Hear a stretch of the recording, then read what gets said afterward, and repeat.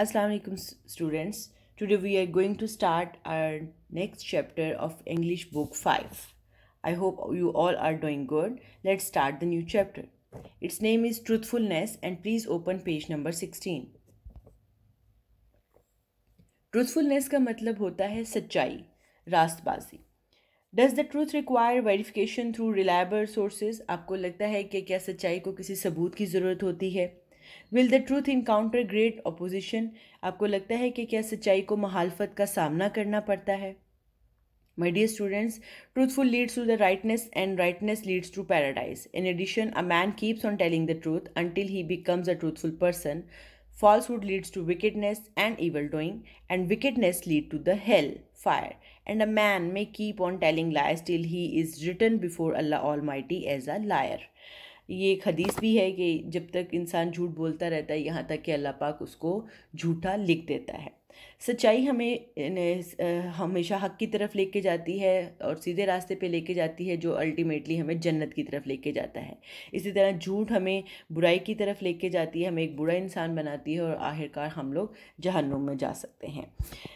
My dear students, Hazrat Muhammad Rasulullah Hatmun Nabiyyin Sallallahu Alaihi Wasallam right from his childhood was known for his virtue and lofty, and he remained away from the prevalent vices of the day like adultery, dishonesty, drinking, gambling, cowardice. हमारे प्यारे नबी हज़रत मोहम्मद सल्लल्लाहु अलैहि वसल्लम बचपन से ही बहुत नेक और आला किरदार के मालिक थे. वो हमेशा से ही ये बुतों से और डिसऑनेस्टी से, शराब से, जुए से, इन सब चीज़ों से बहुत दूर थे. Which were the hallmarks of Mecca society, और ये सब चीज़ें उस वक्त मक्के के माशरे में बहुत आम थीं.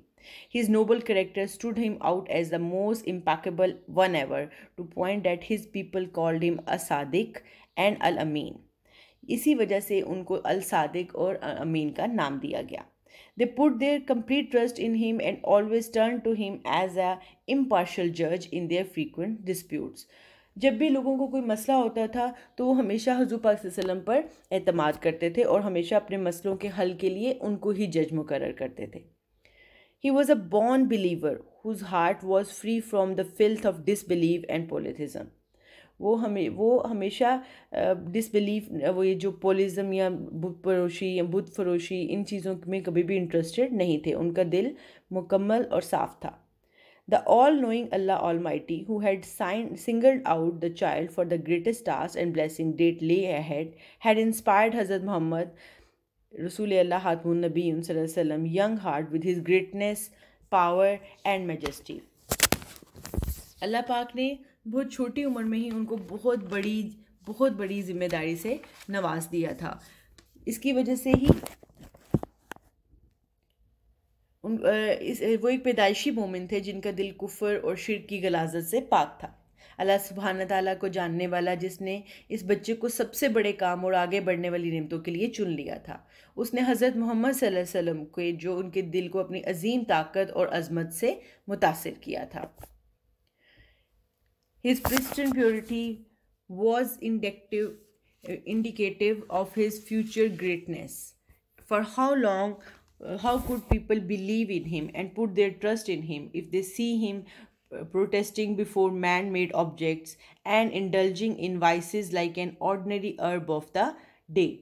उनकी कदीम पाकीज़गी उनके मुस्तकबिल की अज़मत का इशारा थी कि लोग उन पर किस तरह यकीन कर सकते हैं और उन पर एतमाद कर सकते हैं अगर वो देखते हैं कि इंसान के सामने सजदा करते हैं और दिन के किसी भी आम अर्ब की तरह बुराइयों में मुलविस होते तो लोग उन पर कभी भी भरोसा ना करते और उनकी बात ना मानते.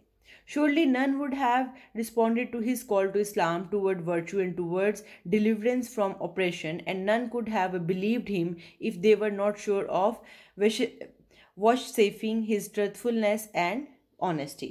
यकीनन किसी ने इस्लाम की तरफ, फजीलत की तरफ और जुल्म से निजात की तरफ उनकी पुकार को जवाब ना दिया होता और कोई भी उन पर यकीन ना करता अगर वो उनकी सच्चाई और ईमानदारी की यकीन दहानी ना करते. इसी तरह साबित कदमी में काम में थी. वो अपने काम में भी इसी तरह साबित कदम थे. This divine providence was at work right from the beginning in his case, grooming, inspiring, and educating the young Hazrat Muhammad Rasulullah Hatmun Nabiyun, and finally introducing him as a model of emulation and messenger for all mankind. उनके मामले में शुरू से ही नौजवान हज़रत मोहम्मद सल्लल्लाहु अलैहि वसल्लम को तैयार करते और हौसला अफजाई करने और तालीम देने और आखिर में इन्हीं तमाम इंसानों के लिए जज्बा और रसूल के नमूने के तौर पर मुतारिफ करवाया गया. My dear student, did the Rasul Allah Hatmun Nabiyun sallallahu alaihi wasallam face many hurdles in preaching Islam? क्या आपको लगता है कि इस्लाम की तबलीग के लिए उन्होंने बहुत सी मुश्किलात का सामना किया? Why did people of Makkah मुकरमा believe in his truthfulness? लोग मक्का मुकरमा के लोग उनकी truthfulness पर क्यों ईमान लाए, क्यों यकीन करते थे?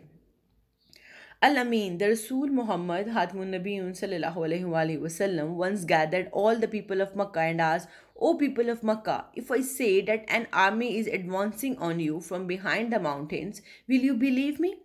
उन्होंने मक्का के लोगों को इकट्ठा किया और उनसे कहा कि ए मक्का के लोगों, अगर मैं तुमसे ये कहूँ कि इन पहाड़ों के पीछे से एक फ़ौज तुम पर हमला करने वाली है, तो क्या तुम मुझ पर यकीन करोगे? All the people without exception swore to his truthfulness.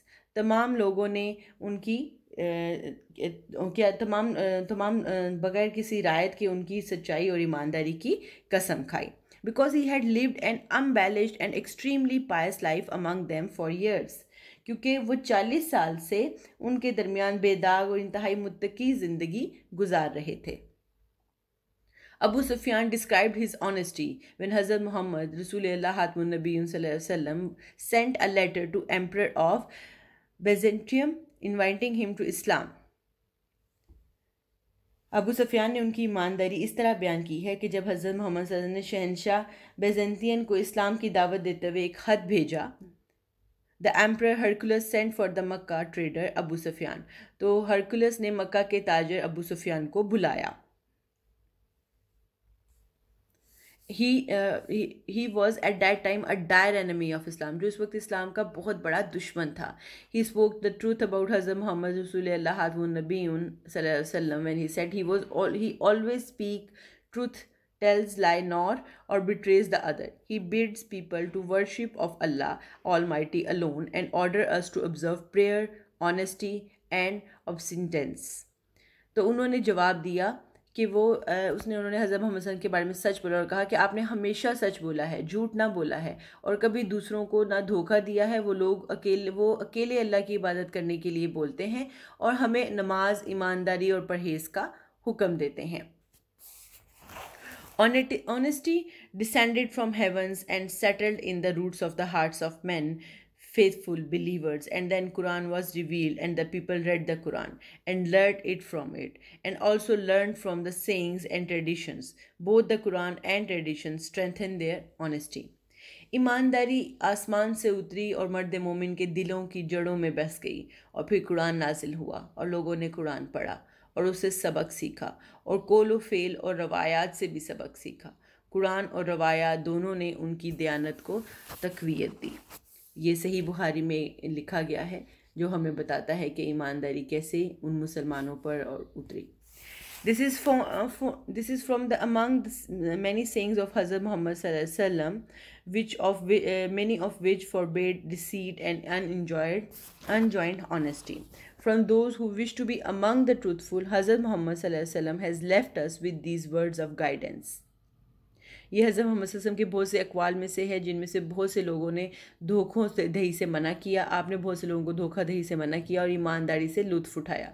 जो लोग सच में शामिल होने की ख्वाहिश रखते हैं, हज़रत मोहम्मद सल्लल्लाहु अलैहि वसल्लम हदायत के इन्फाज़ के साथ हमें छोड़ के गए हैं. He said, he who believes in Allah Almighty and the last day should either utter good words or by better keep silence. जो शख्स अल्लाह और आखिरत के दिन पर यकीन रखता है उसे या तो अच्छे अल्फाज में बयान करने चाहिए या फिर खामोशी बेहतर रखनी है, या खामोशी ही बेहतर है. My dear students, can you name some of the good qualities of a good Muslim? एक अच्छे मुसलमान की कुछ अच्छी क्वालिटीज़, कुछ अच्छी खसूसियात बताएं. This was the end of the lesson. We will start the exercise next. Thank you.